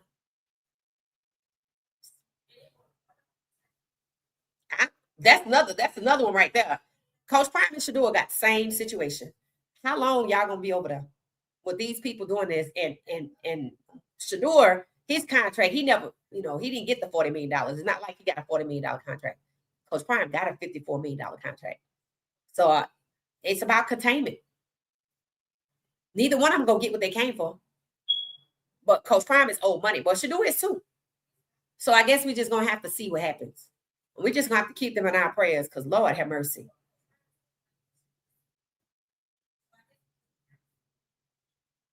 Coach said he couldn't answer Shiloh's questions. He got trust issues. He probably thinks every question is a trap. I mean, normally when people break in your house and it's probably your coworkers or your boss or the owner of the team, yeah, you got trust issues. He know it ain't Shilo. He know it ain't Shilo. He know that, but of course he does. Yeah, that's no way to live, but that is his reality for right now.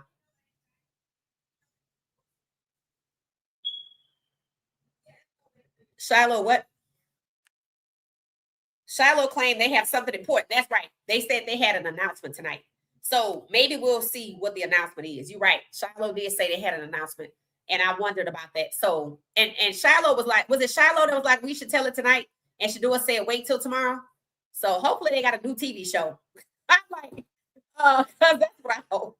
Because I told you, I feel like they're moving towards the media. So that's what I want. I want them to move the hell on, but it ain't my situation. I can only pray from a distance.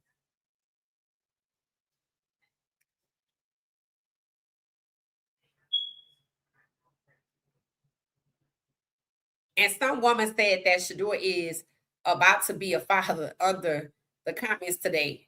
It could be. It would surprise me.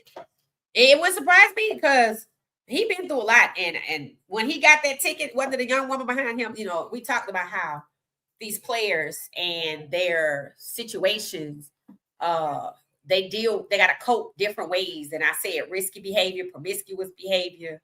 Sometimes, they run from this situation to a woman. Sometimes it works, sometimes it don't. Sometimes it's smoking too much, drinking too much, partying too much. Because they all need a way to cope with this. And that's why I'm like, y'all do know that you're not happy. But I can't figure out why you keep doing this. And the ones that's coming, I'm like, I don't know what the hell y'all looking at. Because your quarterbacks went back to school, especially the black ones, right? So why are you all excited about it? What are you looking at? Like, Omarion, what are you looking at? Maybe he feels like, oh, this not happening to the wide receivers. Okay, so when they ask you to stop running on your route, you gonna be cool with that? And the quarterback is black, you gonna be cool with that? What are they looking at? Jordan Seaton, money, gotta be. And they must be blinded by the money because Jordan Seaton already got used once. Yeah, he got paid, but he also got used. I'm gonna use you now, and I'm gonna use you when you get here. Immaturity. That's all it can be. It's immaturity. I'm still gonna watch. I'm telling you, college needs to be the ceiling. If you're black, college need to be the ceiling. Because you're gonna get compromised. So that's why I say I don't know what they're looking at. I don't know what they're looking at. I really don't. Remember, the objective is to make the mid-major university fold, and you will only have Power 4 conferences compete in the major sports in D1. I never thought about it like that. You feel like they trying to eliminate the mid-major schools? I never even thought about that. That's sad. That's absolutely sad. Would you say she wouldn't say anything else? I mean, yeah. It said, oh, Lord, I hope it's not by an ignorant chicken head. Okay, Miss Pamela. Well, if it is, it ain't nothing you can do about it. That's damn sure. That's for sure. Shiloh asked him when he was getting married. He did say it may be soon. He did. I noticed that. And then Shiloh was saying they should go public at the same time. Shiloh also said that AKAs were his favorite sorority. So I'm thinking his girlfriend is an AKA because otherwise I don't think he would say that. So Shiloh was like, yeah, we should just maybe go public at the same time. So I don't know. Then again, maybe he off because maybe somebody's expecting, but I don't think that's a reason to talk the way he does. But it wouldn't surprise me. It would surprise me because he was going through a lot and he needed a release, and there it was. If that's what it is, I wouldn't be shocked. I even said that. I was like, when he got stopped, I was like, oh Lord, don't let him get hooked up with the wrong one, because you know you're trying to cope with what's going on at work. So you kind of spending all your time around somebody else and trying to look for an escape. That's just what that is. That's what that is. This would have went totally different if he was number 2 overall, drafted, being able to play at the best of his abilities. But no, that's not what happened. Apparently, Haslam is swinging for the fence in AM in 2027. Yeah, I'm sure. I'm sure. Shilo pretty much let it be known his girlfriend is from JSU. Yeah. Mm-hmm. Yep.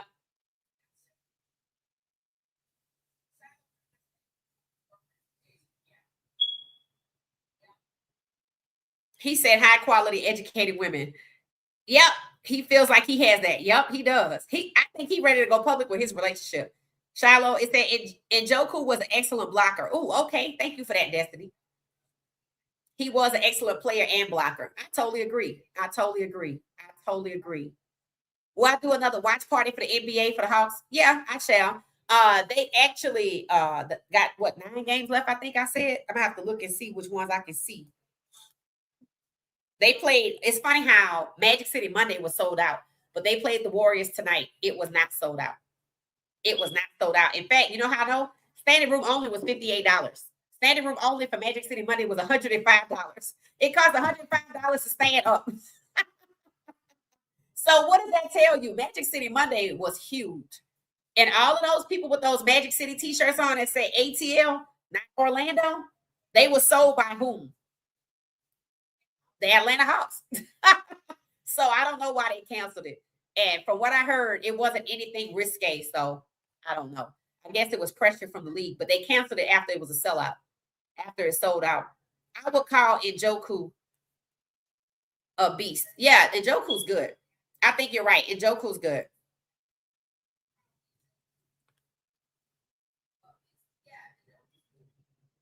Hey, how you doing? How you doing, Damon? Welcome, welcome, welcome. All right, we're gonna get ready to get out of here. This was good. This was good. I'm glad y'all watched Shedeur on Twitch. We'll have to hear what their announcement is. We'll have to hear what their announcement is when they hear it. When y'all hear it, let me know, because I'm probably not gonna see the notification. But this was good, right? This was good. So, to summarize, March Madness is just moving on. I think the next game for me that I want to watch is USC versus South Carolina. Now, that's the game that I think I should go live for if y'all like South Carolina. I think that's going to be a good one. And on the men's side, I don't know. I have to see. U of H. I think I want to follow U of H and see how far they get. Because they did really good today against Texas A&M. They kept talking about Texas A&M having a player that was 25. They kept calling him a super senior. I was like, they still lost, so it didn't matter. So those are the 2 games, and we want to see if Njoku, when he signs, where he signs, and more people are talking about Kevin Stefanski, talking up for Shedeur, which is good. And we'll have to hear about Shedeur and Shiloh's announcement when they make it. Maybe they're gonna do some kind of podcast together, which will be good. Which would be good. And I think that's about it. So we got the Hawks. I need to see what their schedule look like. Because we get close and close to the end of the season. And if they remain in the playoffs, I'm definitely gonna be live. If not in the building, I'm definitely gonna be live. So I guess I'll be back tomorrow. I hope y'all enjoyed this the latest buzz. I'm happy to hear people speaking out about Stefanski, but I need more and more people to speak up. And don't leave the owner out, because the owner, he is not not innocent. He not innocent in these. And I told you, I think it's 5 people involved in that robbery. And I said who they were. So if you didn't hear me say it, rewind and replay and go back and see what I said. I think it's about 5 people. So we're gonna see if anything shake on that. Those guys probably just gonna be sitting there for a couple of years until this fades away, and then maybe they'll get extradited back. If that's the case, then that's because they don't want them to tell their story. So, I'll talk about who hired them. So we'll see. All right, so we'll be back tomorrow, guys. Thanks for watching What She Said Sports, the latest buzz. I'll see y'all later. Have a good night. I'll catch y'all next time. If you join us late, watch the replay. I think it's worth it. Let me know. We keep the conversation going in the comments. Have a good one, everybody. Don't forget to hype me up and subscribe and hit the like button if you want a hat. Go buy one at whatshesaidsports.com and use my code NOLAGIRL, all caps, at checkout. See y'all later. Have a good night, everybody. Be sure to like, comment, and subscribe. Hype me up. Hype me up.